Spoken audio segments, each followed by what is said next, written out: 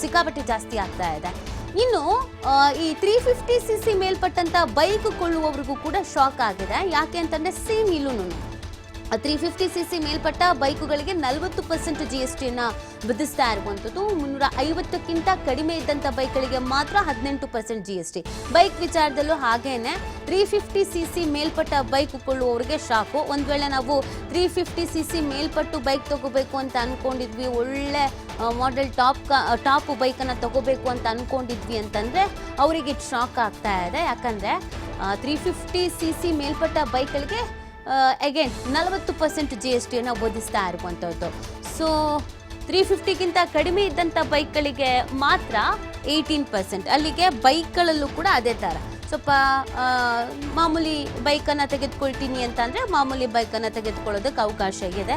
ಅದರಲ್ಲಿ ರೇಟ್ ಕಮ್ಮಿ ಆಗ್ತಾ ಇದೆ, 18% GST ಅಷ್ಟೇ ಇರೋದು. ಹಾಗಾಗಿ ನಾರ್ಮಲ್ ಆಗಿ ಓಡಾಡೋದಕ್ಕೆ ಒಂದು ಬೇಕು, ರೆಗ್ಯುಲರ್ ಆಗಿ ಮಿಡಲ್ ಕ್ಲಾಸ್ ಫ್ಯಾಮಿಲಿಯವರಿಗೆ ನಾವೇನು ಹೈಫೈವ್ ಆಗೇನೆ ಬೈಕ್ ಇರಬೇಕು ಅಂತೇನು ಯೋಚನೆ ಮಾಡಲ್ಲ. ಓಡಾಡೋದಕ್ಕೊಂದು ಬೈಕ್ ಇರಬೇಕು, ಮನೆಗೊಂದು ಬೈಕ್ ಇರಬೇಕು. ತುಂಬ ದೂರ ಟ್ರಾವೆಲ್ ಮಾಡ್ತಿರ್ತೀವಿ, ಹಾಗಾಗಿ ಒಂದು ಬೈಕ್ ತಗೊಳ್ಬೇಕು ಅಂತ ಅಂದ್ಕೊಳ್ಳೋರು ಈ ಬೈಕನ್ನು ತಗೋಬಹುದು. ಯಾವುದು 350ಗಿಂತ ಕಡಿಮೆ ಇರಬೇಕು ಅಂತ ಬೈಕ್ಗಳಿಗೆ 18% GST ಇದೆ. ಬಟ್ ಇಲ್ಲ ತಗೊಳ್ತೀವಿ, ಸ್ವಲ್ಪ ಚೆನ್ನಾಗಿರೋ ಬೈಕ್ ತಗೋಬೇಕು, ಇಷ್ಟು ವರ್ಷ ಹೆಂಗೋ ಮಾಮೂಲಿ ಓಡಿಸಿದೀವಿ, ಈ ಸಲ ತುಂಬಾ ಚೆನ್ನಾಗಿರೋದನ್ನ ಬೈಕ್ ತಗೋಬೇಕು ಅಂತ ಅನ್ಕೊಂಡಿದ್ರೆ ಅದು 350+ ಈ ತರದೇನಾದ್ರು ಸಿಸಿ ಮೇಲ್ಪಟ್ಟ ಬೈಕ್ ಅನ್ನ ತಗೊಳ್ಬೇಕು ಅಂತ ಅನ್ಕೊಂಡಿದ್ರೆ ಅಂತವ್ರಿಗೆ ಇದು ಶಾಕು. ಯಾಕಂದ್ರೆ 40% ಇರೋದು.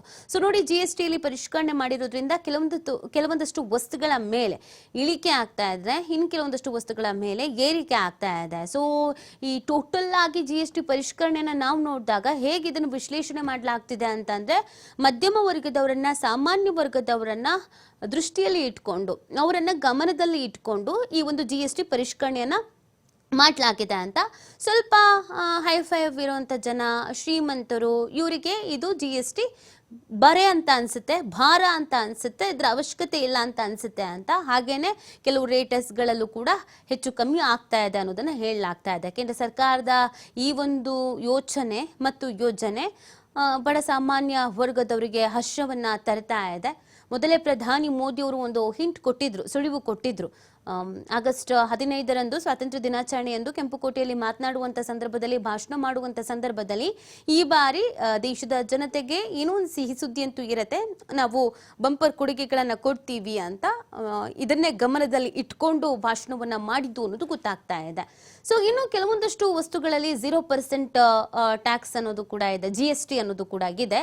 ಶೂನ್ಯಕ್ಕೆ ಇಳಿದಿರುವಂತಹ ಕೆಲವೊಂದಷ್ಟು ವಸ್ತುಗಳು ಕೂಡ ಇದೆ. ಅದು ಪನ್ನೀರು, ರೊಟ್ಟಿ, ಪರೋಟ ಈ ತರದ್ದೆಲ್ಲವೂ ಕೂಡ. ಹಾಗೇನೆ 33 ಜೀವರಕ್ಷಕ ಔಷಧಗಳು ಕೂಡ, ಕ್ಯಾನ್ಸರ್ ಔಷಧಿಗಳು ಕೂಡ, ಆಮೇಲೆ ಹೆಲ್ತ್ ಇನ್ಶೂರೆನ್ಸ್, ಜೀವ ವಿಮಾ ವಿಚಾರದಲ್ಲೂ ಕೂಡ ಅದೇ ರೀತಿಯಾಗಿ. ಹಾಗೇನೆ ಅಪರೂಪದ ಕಾಯಿಲೆಗಳಿಗೆ ಔಷಧಿಗಳು, ಇದನ್ನ 0% GST ಅಂತ ಹೇಳ್ತಾ ಇರೋದು, ವೈಯಕ್ತಿಕ ಜೀವ ವಿಮೆ ಎಲ್ಲ ಸೇರಿಸಿ. ಸೊ ಇದೊಂದು ಖುಷಿಯ ವಿಚಾರ.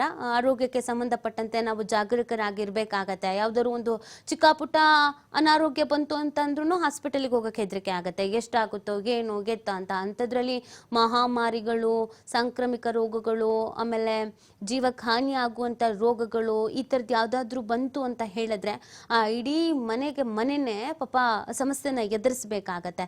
ಸೊ ಹಾಗಾಗಿ ಕ್ಯಾನ್ಸರ್ ಅಂತ ಮಹಾಮಾರಿ, ಹೆಮ್ಮಾರಿಗಳು ಏನೇನಿದಾವೋ ಅಂತವಕ್ಕೆಲ್ಲ 0% ಸಿಗ್ತಾ ಇರುವಂಥದ್ದು. ಹಾಗಾಗಿ ಸಹಜವಾಗಿ ಇದು ಒಂದು ರೀತಿಯಲ್ಲಿ ಸಮಾಧಾನ ಅಂತ ಅನಿಸ್ತಾ ಇದೆ. ಇನ್ನು 40 ಸ್ಲ್ಯಾಬ್ ಕೂಡ ಅಸ್ತಿತ್ವಕ್ಕೆ ಬರ್ತಾ ಇದೆ. ಸಿಗರೇಟು, ಪಾನ್ ಮಸಾಲ ಇದೆಲ್ಲವೂ ನೋಡಿ, ಈ ಸಿಗರೇಟು, ಪಾನ್ ಮಸಾಲ, ಗುಟ್ಕಾ, ಜರ್ದಾ ಇಂಥದ್ದೆಲ್ಲ ಆರೋಗ್ಯದ ಮೇಲೆ ವ್ಯತಿರಿಕ್ತ ಪರಿಣಾಮ ಬೀರ್ತಿದ್ದು, ಆರೋಗ್ಯ ಹಾಳಾಗ್ತಾ ಇದ್ದಿದ್ದು, ಬೀಡಿ ಈ ಥರದವೆಲ್ಲವೂ ಕೂಡ. ಸೊ ಇವುಗಳ ಮೇಲೆ 40% ಸ್ಲ್ಯಾಬ್ ಅಂತ ಹೇಳಿದಾಗ ಇದು ಒಳ್ಳೇದೇ ಅಂತ ಅನ್ಸುತ್ತೆ. ಅಟ್ಲೀಸ್ಟ್ ಜಾಸ್ತಿ ಆಗಿದೆ ಅಂತನಾದ್ರೂ ಇದನ್ನೆಲ್ಲ ಸೇವಿಸದೇನೆ ಸುಮ್ಮನೆ ಇದ್ದು ಆರೋಗ್ಯವನ್ನು ಉಳಿಸ್ಕೊಳ್ತಾರೆ ಏನೋ ಅಂತ. ಬಟ್ ಗೊತ್ತಿಲ್ಲ ಎಲ್ಲರ ಮನಸ್ಥಿತಿ ಯಾವ ರೀತಿ ಆಗಿರುತ್ತೆ ಅಂತ. ಅಯ್ಯೋ, ಕೆಲವರು ಅಡಿಕ್ಟ್ ಆಗಿರ್ತಾರೆ ಅಂತ ಮನೆ ಮಾಟ ಮಾರಿದ್ರು ಪರವಾಗಿಲ್ಲ, ಕುಡಿಲೇಬೇಕು, ಸೇಲೇಬೇಕು ಅಂತ ಪಣ ತೊಟ್ಟಿದ್ರೆ ಏನು ಮಾಡೋದಕ್ಕಾಗಲ್ಲ. ಬಟ್ ರೇಟ್ ಜಾಸ್ತಿ ಆಗಿದೆ, 40% ಸ್ಲ್ಯಾಬ್ ಆದ್ಮೇಲೆ ಸಿಕ್ಕಾಪಟ್ಟೆ ರೇಟ್ ಆಗಿದೆ. ಬೇಡವೇ ಬೇಡ, ಸಿಗರೇಟ್ ಸೇದನೆ ಬಿಟ್ಬಿಡೋಣ, ಕುಡಿಯೋದನ್ನೇ ಬಿಟ್ಬಿಡೋಣ ಅಂತ ಏನಾದ್ರು ಒಂದು ನಿರ್ಧಾರ ತೆಗೆದುಕೊಂಡ್ರೆ ಫೈನ್, ಇದು ಕೂಡ ಅನುಕೂಲ ಆಗತ್ತೆ. ಇವೆಲ್ಲ ಏನು ಅಗತ್ಯ ವಸ್ತುಗಳು ಅಂತ ಏನಲ್ಲ. ಇದು ದುಬಾರಿ ಆದ್ರೂ ಜೀವ ಹೋಗುವಂಥದ್ದು ಏನಿಲ್ಲ. ಯಾಕಂದ್ರೆ ಇದರಿಂದ ಆರೋಗ್ಯ ಹಾಳು, ಜೀವನನೂ ಹಾಳು, ಅವ್ರು ನಂಬ್ಕೊಂಡಿರೋರ್ ಮನೆಯವ್ರ ಜೀವನನೂ ಹಾಳು.